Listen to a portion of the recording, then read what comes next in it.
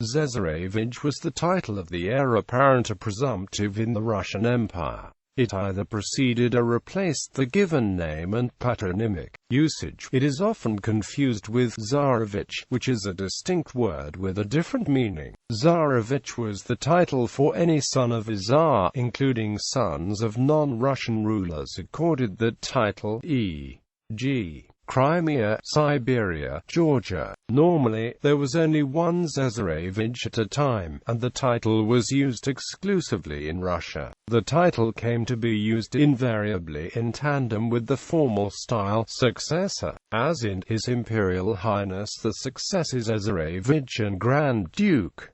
The wife of the Tsesarevich was the Tsesarevna. History. In 1721, Peter the Great discontinued use of Tsar as his main title, and adopted that of Imperator, whereupon the title of Tsarevich fell into desuetude.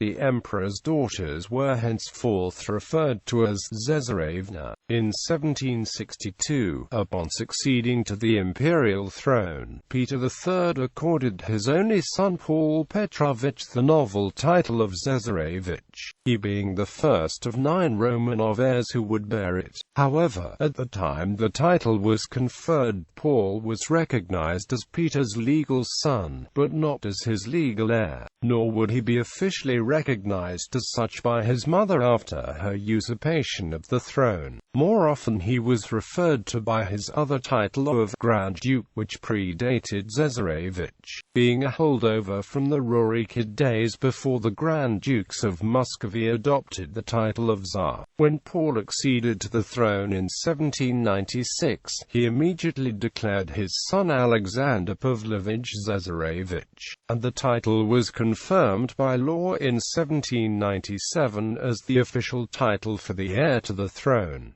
Alexander I had no children, thus his brother Constantine Pavlovich became Tsesarevich and, oddly, retained the title even after he renounced the throne in 1825 in favor of the younger brother, Nicholas I. Thenceforth, each emperor's eldest son bore the title until 1894, when Nicholas II conferred it on his brother Grand Duke George Alexandrovich, with the stipulation that his entitlement to it would terminate upon the birth of a son to Nicholas, who was then betrothed to Alex of Hesse. When George died in 1899, Nicholas did not confer the title upon his oldest surviving brother Michael Alexandrovich, although Nicholas's only son would not be born for another 5 years. The son, Alexei Nikolaevich, became the Russian Empire's last Tsesarevich. Tsesarevich of Russia. Tsesarevna of Russia. The wife of an heir Tsesarevich bore the title Tsesarevna, Grand Duchess. In first years of Russian Empire, the female heirs of Peter I of Russia bore this title, his daughters Elizabeth of Russia, Anna Petrovna and Natalia Petrovna.